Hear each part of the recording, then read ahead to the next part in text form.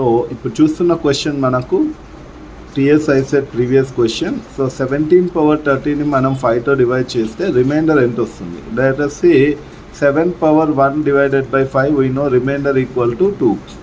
అదే మనం 7 square by 5 చేస్తే 9 last digit, I'm going for last digit, by 5 చేస్తే రిమైండర్ 4 వస్తుంది.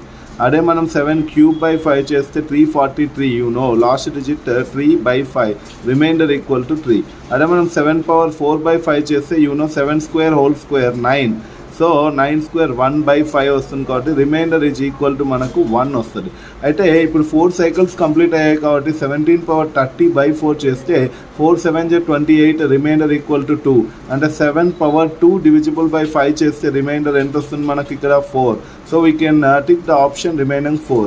సో ఇలాంటి క్వశ్చన్స్ మీకు ఇంకా వీడియోస్ కావాలి అని అంటే you can download skill centre or subscribe to our skill centre.